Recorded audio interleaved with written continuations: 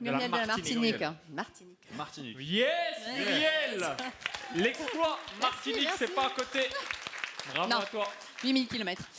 Alors juste Kevin, une petite question. Comment tu fais pour après rappeler pour les paniers abandonnés, comment tu fais pour récupérer les numéros de téléphone des gens? Alors les numéros de téléphone, ce qu'on fait, c'est que sur le formulaire de commande, en tout cas, en fait, ce qui se passe, c'est qu'il y a deux manières de procéder.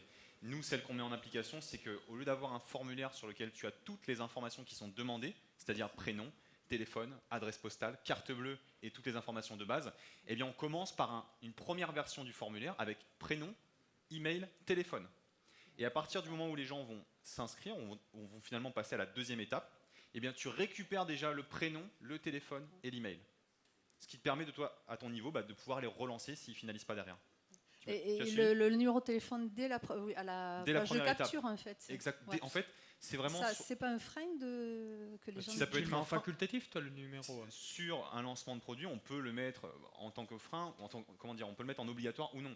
Dans le cas où il y a des gens qui vont acheter un produit qui va coûter 300, 500, 1000 ou 2000 euros, je pense que le numéro de téléphone n'est pas un frein. Mais pour vraiment recontextualiser la chose, parce que je pense que tu dois confondre, en tout cas quand je m'exprime, le numéro de téléphone, c'est pas sur la page de capture, c'est vraiment sur le formulaire de commande.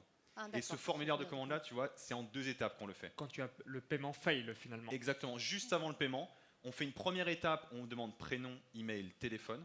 Et après avoir validé cette étape-là, sur la commande, on leur demande les informations carte bancaire, adresse postale et tout ce qui nous manque. Et donc au moins, on a déjà les bonnes informations. D'accord. C'est clair? Ouais, très bien. Bon, maintenant, Elodie. À toi.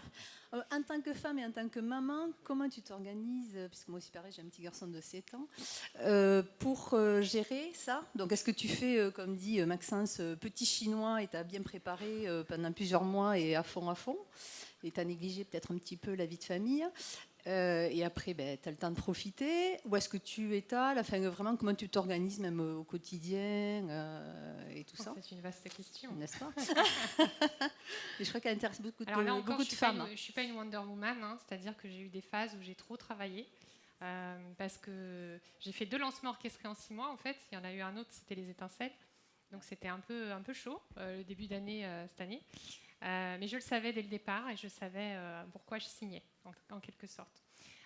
Mes enseignements que je tire de ça, c'est que oui, j'ai eu des périodes intenses. J'ai la chance d'avoir un mari qui est très soutenant. Pourtant, il a un métier très prenant aussi, mais on a su s'organiser, on a su se faire aider aussi des grands-parents, des personnes ressources dans nos entourages. Et pour moi, ce qui est très important quand je manque de temps avec mes enfants, s'il n'y a pas la qualité, enfin s'il n'y a pas la quantité, il y a au moins la qualité. J'ai un rituel, le soir, je fais des câlins à mes enfants. Moi, on arrive à la maison, on se met sur le canapé. J'ai des enfants de 4 ans et 7 ans. Je sais qu'avec les ados, c'est plus dur. Mais du coup, on se fait des gros câlins. Je recharge un peu mes enfants, je me recharge aussi. Et du coup, on a eu plein de petits instants comme ça où je pense qu'ils n'ont pas trop ressenti le manque. J'ai pas eu des enfants qui m'ont dit « Maman, on ne voit pas. » Puis le fait d'avoir un business en ligne aussi, je suis à la maison. Hein. Ouais. Moi, je travaille de chez moi, donc je vais les chercher à l'école. À 5 heures, je suis à l'école, je les récupère. Le matin, c'est moi qui les emmène.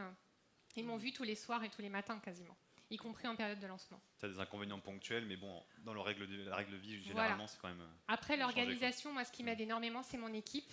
Je suis quelqu'un à la base qui est plutôt procrastinatrice. Il y a des choses que je mettais beaucoup de côté avant. Et en fait, c'est mon équipe. Et là, en l'occurrence, dans le lancement, c'était Kevin, François et autres qui m'appelaient, qui me disaient « Bon, Elodie, j'ai besoin de ça. » Et qui m'ont aidé à organiser l'agenda et faire en sorte que je m'y tenais. Sinon, toute seule, j'en aurais pas été capable. Franchement, sans mon équipe, je pense que j'aurais pas réussi à amener ce projet à terme dans de bonnes conditions. Et justement, c'est une autre question par rapport à ça. Oui. Comment tu as embauché? C'est pareil, ça a été ponctuel, juste le temps de tourner, là, ou c'est vraiment une équipe que tu as en permanence? Et comment tu as réussi à budgétiser tout ça? Alors moi, j'ai fait le choix d'avoir une grosse équipe parce que j'aime déléguer, j'en ai besoin, j'ai besoin d'interaction. Donc j'ai à peu près 25 prestataires qui travaillent pour moi tous les mois, certains tous les jours. J'ai une assistante de direction, j'ai une assistante nutrition qui gère toute la partie nutritionnelle. Et c'est des personnes que j'ai recrutées très tôt, dès que j'ai pu le faire. Donc c'est un choix, c'est aussi un état d'esprit, je pense. Et c'est ce qui fait que du coup, je peux déléguer facilement. Après, si tu veux les détails de mon équipe, on en parlera tout à l'heure. Parce que j'allais dire, où tu les as trouvés? Dans tes clients? D'abord dans ma liste de clients. Voilà, c'est ce qui va en priorité. Ouais. Okay. Non, merci, et merci de représenter les femmes. Avec plaisir, hein. C'est un honneur. Il y avait une question à gauche.